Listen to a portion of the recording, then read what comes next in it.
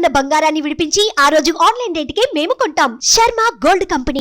కారుణ్య కర్పూర కటాక్ష నిరీక్షణేన తారుణ్య సంవలిత శైశవ వైభవేన ఆపుష్ణతా భువనమద్భుత విభ్రమేణ శ్రీకృష్ణ చంద్ర శిశిరీకురు లోచనం మే. ఓ కృష్ణచంద్రుడా, నా యొక్క కళ్ళని చల్లగా చేయమని కోరుతున్నాను. భాగవత కథాసుధ 5వ భాగంలోకి వచ్చాం. శ్రీకృష్ణ లీలలు వింటున్నాం. ఎందుకు యశోదానందులకి కుమారుడిగా జన్మించాడనే వివరం కూడా విన్నాం. ఇప్పుడు తర్వాత శ్రీకృష్ణ లీలలు తెలుసుకుందాం. సుఖమహర్షి నిరంతరాయంగా కృష్ణలీలల్ని పరీక్షణ్ మహారాజుకి తెలియజేస్తున్నాడు. కృష్ణుడి అల్లరి చేష్టలకు అప్పుడప్పుడు విసుకున్నా సహించలేక కోపగించిన గోకులంలో అందరికీ ఆయన అంటే పంచప్రాణాల పిల్లవాడంటే. అల్లరి చేష్టలు తలుచుకుంటే నిన్నేం చేశాడో తెలుసా, మొన్నేం చేశాడో తెలుసా అని ఒకళ్ళకొకళ్ళు చెప్పుకునేవాళ్ళు. మా ఇంట్లో మజ్జిగకుండ పగలగొట్టాడు మా పిల్లాడు అని ఒక ఆవిడ చెప్తే, మజ్జిగకుండ ఏమిటి, పాలకుండే పగలగొట్టేశాడు మా ఇంట్లో అని పక్కపక్క నవ్వుతూ చెప్పుకునేవాళ్ళట. అప్పటికప్పుడు కోపం వచ్చినా తలుచుకుంటే సంతోషం వచ్చేది. అతన్ని అల్లరి చేష్టల్ని పాటలుగా పాడుకునేవాళ్ళు, ఎంతో సంతోషంగా ఉండేవాళ్ళు. ఒకరోజు యశోదాదేవి పరిచారకులందరికీ తలా ఒక పని అప్పగించింది. అయితే అందరూ తలా ఒక పని మీద వెళ్ళిపోయారు. పెరుగు చిలికే మజ్జిగ చిలుక్కోవాలి, ఆ పనికి ఎవరు లేరు. సరే ఆవిడే తనే కట్టుకుందాము, మజ్జిగ చేసుకుందాంలే అని ఏం చేసింది, కవ్వం తాడు బిగించింది. అక్కడి నుంచి తెల్లటి పట్టుచీర కట్టుకుందట. నడుముకి రత్నాలు పొదిగిన వడ్డాణం పెట్టుకుంది, బంగారు కంకణాలు ధరించింది. కొడుకు అల్లరి చేష్టల్ని నవ్వుకుంటూ తలుచుకుంటూ ఏం చేస్తోంది, మజ్జిగ చిలుకుతోంది. చిలుకుతుంటే ఈ గాజుల సవ్వడి, ఆవిడ వడ్డాణానికి ఉన్న మువ్వల మోత, ఈ కంకణాలు ఇక చల్ల చిలుకుతుంటే చెయ్యి ముందుకి వెనక్కి వెళ్తుంటుంది. మంచి ఎక్సర్సైజ్ కూడా. ఈ కదులుతుంటే ఆ శబ్దము ఆవిడ పాడుతున్న పాటకి, ఆ పిల్లవాడి మీదకి తలుచుకున్న ప్రేమతో ఆవిడ నవ్వులకి అన్నిటికీ ఒక చక్కటి మ్యూజిక్ సెషన్ లాగా నడుస్తుంది అనమాట. ఆవిడ ఆనందంగా మజ్జిగ చిలుకుంటుంది. ఈ పిల్లవాడికి ఆకలేసింది. వచ్చి అమ్మ పాలిస్తావా అని అడిగాడు. ఆవిడేంది, వెన్న పడుతోందిరా, పాలు తాగుతుగాని ఉండమని. అయినా సరే ఓ పదే పదే పాలు కావాలి నా చెయ్యి అని ఈ కవ్వం చేత్తో పుచ్చుకుంటున్నాడు. ఈ పుచ్చుకునే సరికల్లా ఏం చేశాడు, కవ్వాన్ని ఆపేస్తే తల్లి పాలిస్తుందని పిల్లాడి ఆలోచన అనమాట. ఆవిడ ఏం చేసింది, ఆ పెరుగు కుండ పక్కనే కవ్వాన్ని కొంచెం గోడ కానించి పెట్టి పిల్లాడిని ఒళ్ళో వేసుకుంది. ఇంతలో ఏమైంది, ఈవిడ దాలి మీద పాలకుండ పెట్టింది. ఇంట్లో పరిచారకులు ఎవరు లేరు. పాలు పొంగుతున్న శబ్దం వచ్చింది, కాగిన వాసన వస్తోంది. దాంతో ఈవిడ ఏం చేసింది, ఒళ్ళో ఉన్న పిల్లాన్ని దించుకు పక్కన కూర్చోబెట్టి ఉండు వస్తానని అనేసరికల్లా ఆవిడకి ఒళ్ళు మండిపోయింది. పిల్లవాడికి కోపం వచ్చేసింది. ఏం చేసిందట, పక్కనే పొత్రం కనబడుతుంది, సన్నికల్లు మీద నూరే ఉంటాయి కదా, ఆ రాయి ఎత్తి పెరుక్కుండ పగలగొట్టేసేట. కొంచెం 4 ఏళ్ళు వచ్చినాయి, ఊహ బాగా వచ్చింది. దేంతో కొడితే ఏది పగులుతుందో తెలుసు అనమాట. కొట్టేసరికల్లా ఏం చేశాడు, పేరుకుండ కొట్టాడు. వెన్న పూర్తిగా అంతా కింద పడిపోయింది. అక్కడి నుంచి లోపల గదిలో చూస్తే ముందు రోజు తీసిన వెన్న పిడతల నిండా కనపడుతోంది.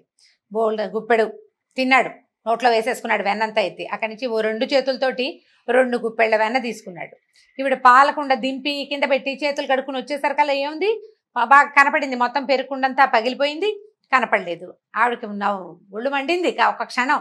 కానీ నవ్వొచ్చింది అనమాట. పిల్లాడికి మితిమీరిపోయింది అల్లరి. చుట్టుపక్కల ఇళ్ళ వాళ్ళంతా చెప్తుంటే నేను వినలేదు. సరే ఇవాళ ఒక దెబ్బ కొట్టైనా వీడిని లైన్లో పెట్టాలి, పిల్లాడిని ఎలాగా దారిలో పెట్టాలని ఒక చిన్న కర్రపల్ల పుచ్చుకుంది. ఇవి వెళ్ళి అటు ఇటు చూస్తే ఈ పిల్లాడు ఎక్కడున్నాడు, పెరట్లో ఒక రోలు ఉందట. ఆ రోలు తిరగేసింది. ఆ రోలు మీద కూర్చుని ఆ పక్కనే ఉన్న ఒక కోతి పిల్లకి తన చేతిలో ఉన్న వెన్న పెడుతున్నాడు. ఆవిడికి ఇది మరీ దుడుకు పని. తనకు తెలుసు కృష్ణుడికి కూడా, ఎందుకంటే కుండ పగలగొట్టాము, అది ఊరుకోకుండా మళ్ళీ లోపల నుంచి 2 గుప్పెళ్లతోటి వెన్న తీశాను. ఆ వెన్న పెడితంతా కింద పడిపోయింది, ఇల్లు వాకిలి ఏకమైంది. మజ్జిగ కుండ కింద పడితే ఎంత జిడ్డు, అదంతా తుడుచుకుని కడుక్కోవద్దు తెలుసు. వాళ్ళ అమ్మ కోపం వచ్చిందని తెలుసు. సరే ఏం చేస్తున్నాడు, ఆ కూర్చుని ఉన్నాడు కదా, ఈవిడ వెనకాల వెళ్ళింది నిదానంగా. తల్లి దగ్గరకు వస్తుందని ఆవిడ నడువుకి వడ్డాండానికి మువ్వలు ఉన్నాయి, చేతుల గాజులు, కాళ్ళకి పాంజేబులు, చీరల రెపరెపలు. ఈ శబ్దాలకి తల్లి వస్తుందని తెలుసుకుని పరిగెత్తేసరికల్లా ఇక ఆవిడ వెనకాల పరిగెత్తింది. గట్టిగా అరిచి ఏడవటం మొదలుపెట్టాడు. అమ్మ వద్దే అని అరుస్తున్నాడు. ఏడుపు, దొంగేడుపే అది. ఈ పరిగెడుతూ ఉంటే ఏమైంది, ఈ ఏడవటం, ఈ మొహం కళ్ళు పేస్తున్నాడు. కళ్ళ నిండా కాటికి పెట్టారు, మొహాన్ని కస్తూరి పొట్టు పెట్టారు. అదంతా చెరిగిపోయి బీభత్సంగా కళ్ళు మొహం ఏకంగా ఉన్నాయి. అసలే నల్ల పిల్లవాడు, ముఖం నిండా కాటుక. అక్కడి నుంచి ఈవిడ ఏం చేసింది, వెళ్ళి వెనకాల పడింది. అంతకండా పరిగెడుతున్నాడు. ఈవిడ ఏం పరిగెడుతుంది, చిన్నపిల్లలతో తల్లులు పరిగెత్తాలంటే ఆయాసం ఆవిడికి. అక్కడి నుంచి మొత్తానికి దొరికేసరికల్లా ఏమనుకుంది, కొట్టబోయింది. బేర్మని ఇంకా పెద్ద శబ్దం పెంచేశాడు. పిల్లాడు సరే ఏమనుకుంది, కొట్టడం ఎందుకులే, కొట్టద్దు, పోనీ ఓ పని చేద్దాము, వీడికి బుద్ధి చెప్పాలనుకుంది ఆవిడ. కనుక్కొని ఏమనుకుంది, ఆ పక్కనే ఉంది కదా రోలు, ముందు రోలు మీద కూర్చున్నాడు కదా, ఆ రోలు దగ్గరికి లాక్కొచ్చింది, చేయి పుచ్చుకుంది. రోలు కట్టేద్దాం అనుకుని ఏం చేసింది, ముందు ఈ కవ్వపు తాళ్ళు ఉంటాయి, కవ్వానికి కట్టేందుకు మజ్జిగ చిలకట అంటాడు, ఆ తాడు తెచ్చి వాడు నుంచోబెట్టింది. కట్టేద్దాం అనుకుంది, నడువుకి కడదాం అనుకుంది. అసలు చూడండి, ప్రపంచంలో లోపల బయట తేడా లేదు. పరబ్రహ్మం చిన్న స్వరూపం కాదు, ప్రపంచమంతా ఆవరించి ఉండేవాడు. ఆద్యంతాలు లేని వాడిని తాడుతో కట్టాలని అనుకుంటుంది. తల్లి అవటం వల్ల ఆవిడికి ఎంత భాగ్యం లభించిందో యశోదాదేవికి. ఈ తాడు పెట్టి కట్టబోయింది. ఎంత పిల్లవాడు, వాడి చిన్న చిరు బొజ్జ. ఈ తాడు దగ్గరికి రాల, ఇదేమిటి తాడు సరిపోలేదు, ఇంకో తాడు పట్టుకొచ్చింది, పాత తాడికి ముడేసింది, మళ్ళీ కట్టబోయింది. ఇప్పుడు తాడు ఇంత జానెడు తగ్గుతోంది, ఇంకో తాడు పట్టుకొచ్చింది, ఎన్ని తాళ్లతోటో కట్టబోయింది. మనం నిన్నటి దాకా చేసుకున్న కార్తీక దామోదర ప్రీత్యర్థం అని చెప్పుకున్నాను చూడండి, ఆ దామోదర నామధేయం ఇందువల్లే వచ్చింది. ఈ కట్టబోయింది, కట్టి ఆవిడికి విసుగు పుట్టింది, ఆయాస పడిపోతోంది. మళ్ళీ వదిలేయటం, ఇంకో తాడు వెతుక్కు రావటం, ఈ లోపల ఈ పిల్లాడు వెళ్ళిపోతాడేమో అని కంగారు, హైరానా. ఈ తల్లి చెమటలు కక్కేస్తుంటే ఈయనకి జాలేసింది. అబ్బో అమ్మ ఆయాస పడుతోంది, సరేలే అని ఏం చేసింది, ఆ చిన్న బొజ్జ ఆవిడకి సరిపడా సైజుకి తగ్గిపోయింది. 10 తాళ్లతోటి కూడా కట్టలేని బొజ్జ ఒక తాడుతోటే కట్టేసేసింది. సరే ఏం చేసింది, తాడుతో కట్టుకొని ఇచ్చాడు. కట్టిన తర్వాత ఏం చేసింది, రెండో కొస రోలుకేసి కట్టేసేసి అందరూ అయ్యో పోన్లేమ్మా పిల్లాడమ్మా అంటే, సరేలే నా పిల్లాడు, నా ఇష్టం, అల్లరి చేస్తున్నాడు, ఓ దెబ్బ కొడితే ఏడుస్తాడని తాడేసి కట్టాను అనుకుని వెళ్ళిపోయింది లోపలికి, ఇంటి పనులు చక్కదిద్దుకోవడానికి. సరే కృష్ణుడు అటు ఇటు చూశాడు. కొంత దూరంలో 2 పెద్ద పెద్ద మద్ది చెట్లు నిటారుగా కనపడుతున్నాయి.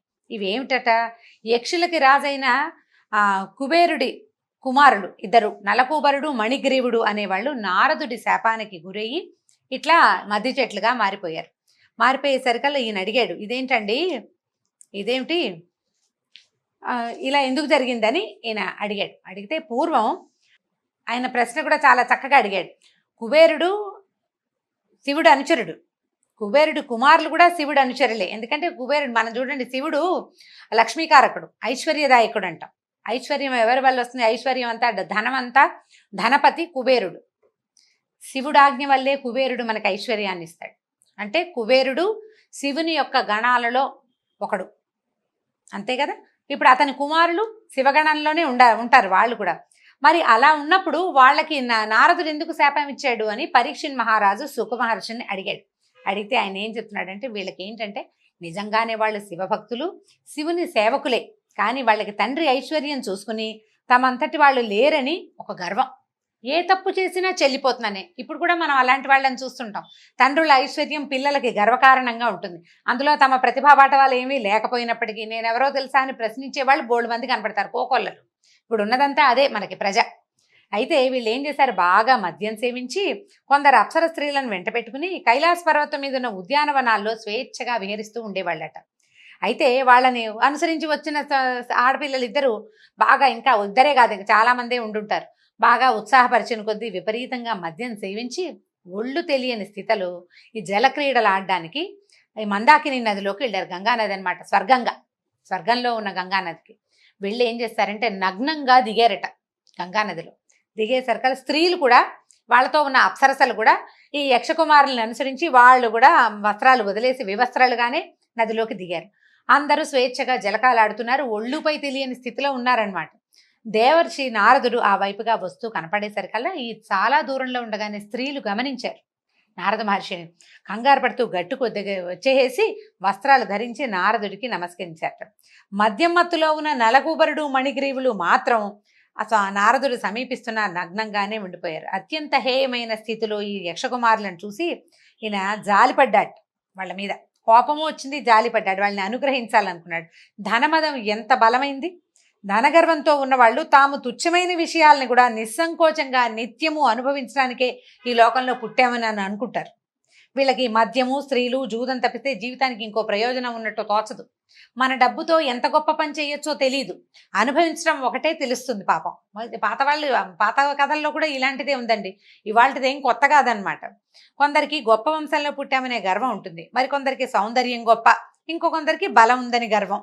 అయితే మానవుణ్ణి ధనగర్వం పాడు చేసినట్టుగా ఇతర గర్వాలు పాడు చేయవు. డబ్బు ఒకటి ఉంటే చాలు వాడికి ఎంత ఒళ్ళు తెలీదో. ధనగర్వంతో మిడిసిపడేవాడికి ఇంద్రియాలు వాడి వశంలో ఉండవు. దానికి తోడు యవ్వనంలో ఉంటే తనకు మరణము ఉండదు, వృద్ధాప్యం ఉండదు. నమ్మరు, రేపొద్దున ముసలితనం వస్తుంది, మరణిస్తాము లాంటివి అసలు తట్టదనమాట. మాయ అట్లా ఉంటుంది, డబ్బు మాయ. శరీరమే తానని, ఇదే శాశ్వతమని అని అనుకుంటారు. అని అనుకుని ఏం చేశాడంటే ఈయన, వీళ్ళు ఈ దేహమే నేను అని అనుకునే ధనమదాంధులు ఈ యక్షకుమారుల్లాగానే అంటే ప్రవర్తిస్తారు. ధనమదంతో కళ్ళు మూసుకుపోయిన వాడికి కళ్ళు కనిపించేలాగా చేసే దివ్యాంజనం ఏంటంటే దరిద్రమే, వాడికి ఏమీ లేకుండా చేసేయాలి. అందుకని ఏం చేశాడు ఈయన, ఈ వస్త్రాలు ఉన్నాయో లేవో కూడా తెలీదు వీళ్ళ డబ్బు కొవ్వుతోటి అని చెప్పి ఏం చేశాడంటే వీళ్ళని వస్త్రాలు అవసరం లేని వృక్షాలుగా మారిపోండ్రా మీరు అని శపించాడట. శపించినా వాళ్ళు వృక్షాలుగా మారినా కూడా వీళ్ళకి ఆలోచించే శక్తి ఉంటుంది, పూర్వజన్మ స్మృతి పూర్తిగా ఉంటుంది. అనుక్షణం పశ్చాత్తాపంతో దహించుకుపోయి దోషం పోగొట్టుకుంటారు, తర్వాతైనా తప్పులు చేయకుండా ఉంటారని శపించాడు. శపించి ఎలా చెప్పాడంటే 100 దివ్య సంవత్సరాల తర్వాత వసుదేవుడనే యాదవరాజుకి కుమారుడిగా కృష్ణుడనే నామధేయంతో శ్రీమన్నారాయణుడు భూలోకంలో అవతరిస్తాడు. అతను సమీపించగానే వీరు శాప విముక్తులవుతారని మనస్సుతోటే శపించాడట. వెంటనే ఈ నలకూబరుడు మణిగ్రీవుడు ఇద్దరు నందవ్రజంలో ఉండే ఎక్కడైతే వీళ్ళు రాబోతారో తర్వాత 100 దివ్య సంవత్సరాల తర్వాత అనమాట, అప్పటిదాకా ఈ మద్ది చెట్లుగా మారిపోయి అక్కడ ఉండిపోయారు. అంటే ముసలి చెట్లు, 100 దివ్య సంవత్సరాల వయసు ఉంది ఆ చెట్లకి. అక్కడ ఈ నారదుడు శ్రీహరి భక్తుల్లో ప్రముఖుడు కదా, ఆ భక్తుడి మాట నిజం చేయాలని పూనుకుంటాడు భగవంతుడు. భక్తుడు ఏదంటే అది నిజం చేయటమే ఆయన పని. ఏం చేశాడు, ఈ పొట్ట కట్టిన రోల్ని కష్టపడి ఈడ్చుకొచ్చాడు. 4 ఏళ్ల పిల్లాడు రోలు లాగాడు. ఏం చేశాడు, మెల్లిగా జంట మద్ది చెట్ల దగ్గరికి వెళ్ళాడు. ముందు ఏం చేశాడు, తను దూరాడు ఆ 2 చెట్ల మధ్యలోకి. దూరిన తర్వాత ఈ రోలు ఇట్లా నిలువుగా ఉంది కదా, దాన్ని అడ్డంగా లాగాడు. అడ్డంగా లాగడానికి ప్రయత్నం చేశాడు. ఎట్లా కనపడింది అది, చిన్నవాడు కాబట్టి చెట్ల మధ్యలో ఉన్న చిన్న సందులో నుంచి దూరిపోయాడు, చిన్నపిల్లవాడు కాబట్టి. ఈ అడ్డంగా పడి ఉన్న రోలు దూరడానికి సందు సరిపోలా, లేత బొజ్జ మీద ఉన్న తాడు బిగుసుకుపోయింది. గట్టిగా లాగాడట. లాగేసరికల్లా కృష్ణుడికి ఏం కాలేదు, కానీ ఆ రోలు కలిగించినటువంటి ఒత్తిడికి 2 మహావృక్షాలు ఫెళమని పెద్ద శబ్దం చేస్తూ కూలిపోయినాయి. కూకటి వేళ్లతో సహా కూలిపోయినాయట. ఈ చెట్లలోంచి నలకుబరుడు మణిగ్రీవుడు ఇద్దరు తమ దోషాలు తొలగి గొప్ప కాంతితో వెలిగిపోతూ పైకొచ్చారు. వాళ్ళిద్దరూ కృష్ణుడిని స్తుతించి, మహానుభావ నీ వల్ల మాకు ఇక్కడి నుంచి ఈ మానవ లోకం నుంచి విముక్తి లభించింది, ఇక ముందు ఇలా గర్వంతో మదించిపోయి ఉండము, మా బుద్ధి తెలుసుకున్నామని ఆయనకి అపరాధాలు చెప్పుకుని వెళ్ళిపోయారు. అయితే ఈ చెట్లు పడిన శబ్దం గోకులం అంతా వినపడింది. ఎక్కడో ఏదో పడిందన్నారు, పెద్దవాళ్ళంతా పరిగెత్తుకొచ్చారు. 2 మహావృక్షాలు పక్కపక్కనే పడిపోయినాయి. వాటి మధ్యలో ఉన్న కృష్ణుడు పొట్ట కట్టిన రోలుని లాగడానికి ప్రయత్నిస్తున్నాడు. రోలు ఇంకా చెట్లకు అవతలే ఉంది, పిల్లాడి ఇవతలున్నాడు, లాగుతున్నాడు. చెట్లు ఎందుకు పడిపోయాయి, వాటి మధ్యలో నుంచి ఈ పిల్లాడు ఎట్లా వచ్చాడు, ఇంత చెట్లు పడిపోతే ఈ పిల్లాడు ఇంకా నవ్వు మొహం పెట్టుకుని రోల్ లాక్కుంటున్నాడు. భయపట్టల్లా, భయం లేదని అందరూ ఆశ్చర్యపోయారు. అక్కడ దూరంగా ఆడుకుంటున్న పిల్లలు ఏం చెప్పారంటే, కృష్ణుడు రోల్ ఈడ్చుకుంటూ వెళ్ళాడు, ఆ సందులో రోల్ పట్టలేదు, వాడేమో బయటకు వచ్చేసాడు, ఆ రోల్ లాగాడు, అంతే చెట్లు పడిపోయినాయి. తర్వాత 2 మనుషులు వచ్చారు అక్కడికి అని చెప్పారు. చెప్పేసరికల్లా చిన్నపిల్లాడు అంతంత చెట్లను ఎట్లా లాగుతాడు, అసలు ఆ రోల్ ఎట్లా ఈడ్చుకొచ్చాడు వీడి శక్తి అని ఆశ్చర్యపోయారు వాళ్ళు. అక్కడి నుంచి ఏం చేశాడు, నందుడు గబగబా అన్నాడు, కట్టును తాడు ఓడదీసి భార్యని ఏం కేకలేసాడో, పిల్లాడికి రోల్ కడతావా అనో ఏదో అనే ఉంటాడు, అనకుండా ఎందుకుంటాడు, నాన్నలు కేకలేరు అమ్మల్ని, అక్కడ కట్టేవో చూడు పిల్లాడు అక్కడ పడ్డాడు, కాస్తుంటే ఆ చెట్టు పిల్లవాడి నెత్తిని పడిపోను అని ఏదో కేకలేసుకున్నారు. తర్వాత ఈ పిల్లాడిని ఎత్తుకుని తీసుకుపోయారు. అక్కడి నుంచి కొంచెం అల్లరి తగ్గించాడట. గోపికలు ఆడిచ్చినట్టు ఆడిచ్చేవాళ్ళు అందరూ. అది ఎగురు దూకు డ్యాన్స్ చెయ్యి అనేవాళ్ళు, చేస్తూ ఉండేవాడు. చూడండి, ప్రపంచంలోని సృష్టి స్థితి లయాల్ని తనకే క్రీడ భగవంతుడికి. ఆయన ఈ గోపికలు ఎట్లా ఆడిస్తే అలా ఆడుతుండేవాడు. నాట్యం చేయమంటే చేసేవాడు. అక్కడి నుంచి ఏం చేసేవాళ్ళు, చిన్న పనులు చేయించేవాళ్ళు. పిల్లలకి అల్లరి తగ్గించాలంటే ఏం చేయాలి, ఇప్పుడు మనం కూడా చేస్తున్నాం. ఆ పీట పట్టరా, ఈ గ్లాస్ తీసుకెళ్ళి పెట్టు, ఆ కుండ ఎత్తుకురామ్మా, ఆ దోణ్ణి విప్పమ్మా అని ఇలాగ ముద్దుగా చిన్న పనులు చేయిస్తే వాళ్ళ వెనకాల పడి పని చేస్తుండేవాడు. ఎట్లా కనపడేదంటే దేవతలందరూ అనుకునేవాళ్ళు, తనని ప్రేమించే వారికి భగవంతుడు ఎంత వశంవదుడుగా ఉంటాడో, ఎంత ప్రీతిగా వాళ్ళు చెప్పినవి వాళ్ళు అడిగినవి చేసి ఇచ్చేస్తాడో కనపడేటట్టుగా, ఎవరు ఎట్లా ఆడిస్తే అట్లా, ఎవరు ఏ పని చెప్తే ఆ పని చెప్తూ గోపికల వెనకాల పడి తిరుగుతూ ఉండేవాడట. తర్వాత కృష్ణలీలల్ని మళ్ళీ వచ్చే భాగంలో తెలుసుకుందాం. నమస్కారం.